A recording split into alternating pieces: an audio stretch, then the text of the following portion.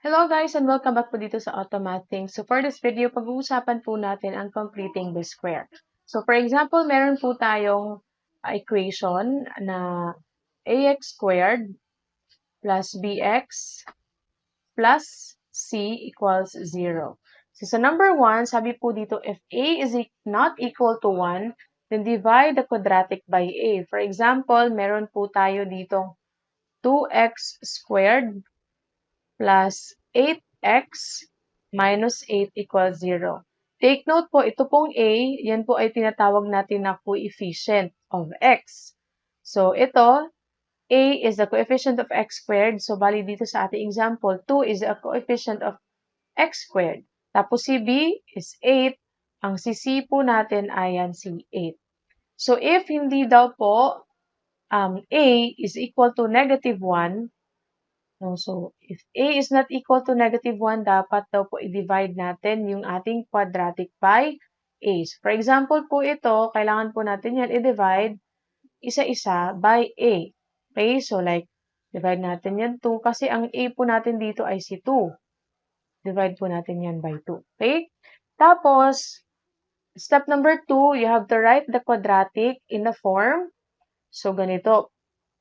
X squared plus bx equals c. So, dapat po i-transpose po natin yung ating constant or si c dun sa kabila. Then, third, add b over 2 squared. So, take note po, ito, si b over 2 squared. So, ang b po natin dito is si 8. Okay? So, si b natin dito is equal to 8. So, mag-add daw po tayo ng b over 2 squared. So, ganun po, no? Yan po si b over 2 squared. Then, you have to add that to both sides of the equation. So, both sides of the equation, i-insert po natin dito at saka dito. And then, you have to factor the left side of the equation into a perfect square.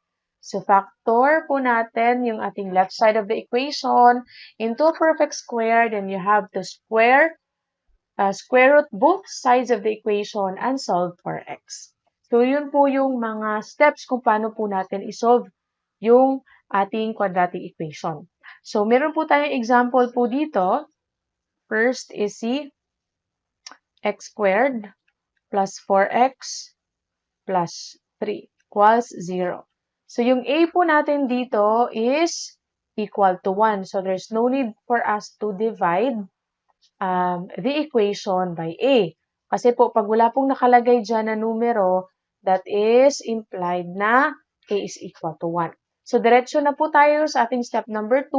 Dapat po, i-transfer po natin si 3 sa kabilang side. So, magiging x squared plus 4x is equal to negative 3. Again, if you will transpose a number from this side to the other side, ang sign po niya ay maiiba. Okay? Sa positive, from positive, magiging negative.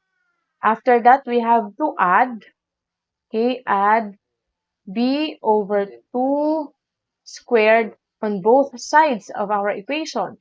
So, magiging x squared plus 4x plus, yung b po natin dito is, yan, c, number 4. So, that's 4 over 2 squared.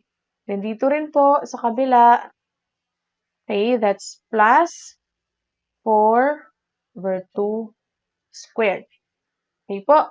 So, pagkatapos po nun, what is 4 over 2 squared? So, that is, yan, magiging, that's 2, diba pa? Okay, 2 squared is equal to negative 3 plus 2 squared din po. Pagkatapos, ano yung next step po natin? Sabi niya, i-factor po natin ang left side sa ating equation into a perfect square. So, dapat i-factor po natin yung side na to. Okay, sa pag-factor po natin sa side na to, very easy lang po. Okay? So, ito, rewrite lang natin. Okay, so rewrite natin dyan. Magiging, x squared plus 4x plus 2 squared. Yung sa kabila, negative 3. 2 squared is 4. So, negative 3 plus 4 po yan. So, para po ma-factor po natin to, gagawin lang po natin is x. So, copy po natin sa x, tapos plus, ayan, tapos ito po, 2, then ito, squared. Tapos, this side, negative 3 plus 4, that is equal to 1. So, ganun lang po mag-factor. So, itong x, copy dyan. Itong positive, copy dyan. Si 2, copy dyan. Itong 2, copy po natin dyan. And ito po, negative 3 plus 4. So, ayan na po siya. Ang next po natin na gagawin is, we have to take the square root. Okay? So, both sides para po maka-cancel po natin si square dito. So, let's rewrite that again. X plus 2 squared is equal to 1. So, let's take the square root sa both sides. So, ito maka-cancel. So, ang matitira in this side is x plus 2 na lang po. Tapos dito, square root of 1. So, what is square root of 1? So, square root of 1 po is just plus minus 1 po yan. So, ngayon po, para makuha po natin yung ating roots po dito dahil meron po tayong dalawang value ng x. So, let's go to the next page. So, copy lang natin to. So, meron po tayong x plus 2 is equal to positive negative 1. Okay? So, ang first root po natin, x plus 2 is equal to positive 1. Yung isa, x plus 2 is equal to negative 1. So, yung positive at negative, dito po yan. Okay? This from here. So, itong 2 natin, transpose natin dyan para makuha po natin yung x. So, positive 1 minus 2. So, yung first root po natin ay, yan siya, that is negative 1. Ang second naman po, lagyan lang natin yan ng x2. Transfer din po natin si positive 2. So, magiging negative 1 minus 2 po yan. So, yung second po natin, na value ni x is negative 3. So, ito po yung answer natin sa ating first example. Kasi po pag quadratic po yan, meron po tayong dalawang value ng ating x. So, for our second example, meron po tayo ditong 2x squared.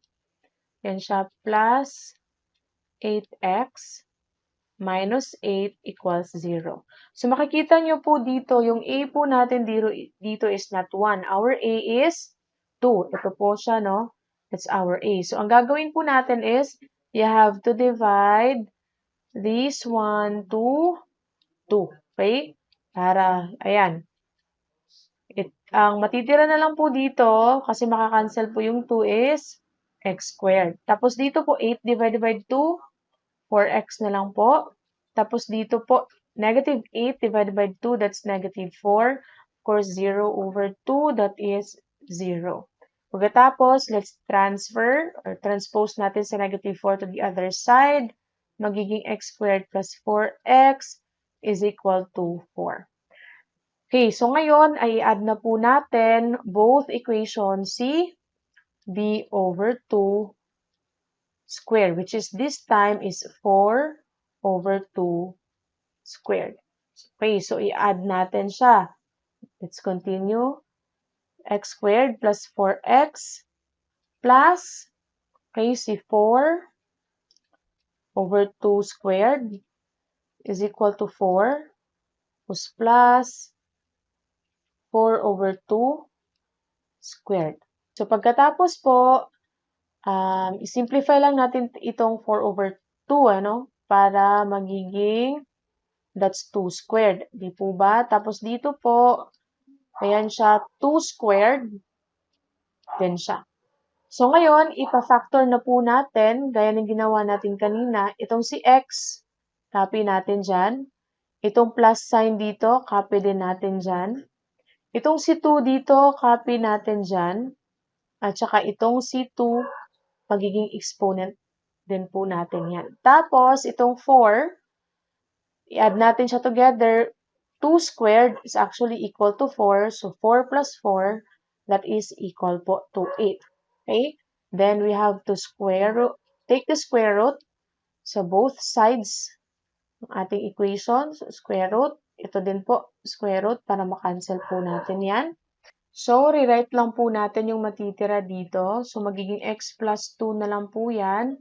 Tapos dito po is equal to yung square root of 8 po natin, okay, plus minus po yan. So, square root of 8, okay, is actually po equal to square root of 4 times square root of 2.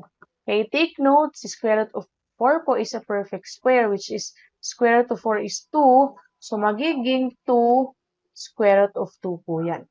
So, we can rewrite square root of 8 to 2 square root of 2. So, pwede po natin itong i-rewrite dito sa baba. X plus 2 is equal to plus minus 2 square root of 2. Okay, so meron po tayong dalawang answers kasi dalawa po yung value natin kay x. Ang isa si x plus 2 is equal to itong positive plus 2 square root of 2. Positive po yan. Ang isa naman, x plus 2 is equal to negative 2 square root of 2. Okay, so transfer po natin yan si 2, magiging x is equal to 2 square root of 2. Yan siya. Minus 2. Dito naman sa kabila, transfer din natin yan. Magiging, yan siya, negative 2 square root of 2. Yan, minus 2 po. Or pwede po natin yung i-rewrite as negative 2 plus 2 square root of 2. Okay, yan po yung tamang pag-arrange po ng ating answer. Ayan siya. Tapos, negative 2 minus 2 square root of 2. So, yun po yung ating root number 1, yung value natin sa ating x. So, value ng x natin is this one. So, dalawa po. Okay, kasi quadratic po yung ating equation. So, for our example number 3, we have here 2x squared minus 8x plus 9 is equal to 0. Take note po, ito pong si 9 ay hindi po siya divisible by 2. So, hindi po natin i-divide directly the equation into 2. Ang gagawin po natin is i-transpose po natin. Let's transpose 9 to the other side. So, magiging 2x squared minus 8x is equal to negative 9 po yan. Tapos, ang gagawin po natin is ipa-factor po natin yung ating coefficient. So, makikita nyo po, si 8, we can divide it by 2. So, if we will factor 2, magiging x squared po yan. Tapos dito, 4x. Po ba? Ayan, 4x is equal to negative 9. So, ngayon, i-apply na po natin si b over 2 squared, which is in this case, ay yan po, makikita natin dito si, ayan siya, 4 over 2 squared din. Okay? So, ngayon, rewrite lang natin sila, 2x squared minus 4x plus, ayan siya, ito po, di ba, that's 2 squared. So, sulat na lang natin, 2 squared is equal to negative 9. Now, yung i-add po natin dito ay hindi lang po si 2 squared. Kasi po, take note, meron po tayo ditong 2, okay, sa labas. Kasi it will be distributed dito sa loob ng parenthesis. So, dapat po, meron po tayong 2 times 2 raised to 2. So, ganun po, no? Tapos ngayon, rewrite natin sila dito sa taas. Okay, rewrite muna natin 2x squared minus 4x plus 2 squared. So, ngayon, ito magiging negative 9 plus 2 times 2 raised to 2. So, this one is, magkano yan? This is 4 times 2. So, that's 8. This one is 8. Okay, 8 minus 9, that's negative 1. Okay? So, dito po, para po ma-factor po natin yan, copy lang po natin si 2. Tapos, ito, again, copy natin si x. This is negative, so copy lang po natin si negative. And then, copy din po natin si 2 dyan sa baba. And then, si 2 din po dito. Okay? That's equal to negative 1. So, ilagay po natin dito yung ating nakuha kanina. So, that's minus 2 raised to 2 is equal to negative 1. So, ngayon ang gagawin natin is we have to divide both sides by 2 para ma-cancel out po natin dito si 2. Ayan, para yung matitira dito sa left side will be this one na lang, tapos negative 1/2. Then we have to take the square root, okay, sa both sides para ma-cancel po itong 2 para ang matira is x negative 2 na lang in this side. Tapos dito po, we have plus minus square root of negative 1/2. So now, take note po that the square root of a negative number, a negative number is imaginary. So there's no answer po sa mga square root ng mga negative number. That is imaginary. Okay? So this one, we can rewrite this one as x minus 2 is equal to plus minus itong si square root of negative 1. So, square root of negative 1 is imaginary po yan. Okay? So, that is I yung ilalagay natin. Tapos, meron po dyang square root of 2. Okay? So, if we will rationalize our answer, ito, we have to multiply this one ng square root of 2. Okay? That is called rationalizing. So, ang tawag dito po is rationalize. Okay? Let's rationalize. Para po, yung matitira po will become x minus 2 will become plus minus and our answer will become square root of 2i over 2 po yan. Okay? 2 po yan. Let's erase that one first. Okay? That's 2. Okay? 2 po yan. Ayan siya. So, transfer mo lang itong negative 2 dito. So, our answer will be, that's positive po yan. Magiging positive kasi negative. Transfer, magiging positive. So, that's 2 plus minus square root of 2i all over 2. So, ito po yung ating answer sa ating third problem. So, that's plus minus pa rin po. We still have 2 roots. So, ganun po. Paano po natin i-solve our quadratic equation by completing the square. So, sana po meron kayong natutunan and see you po on my next video.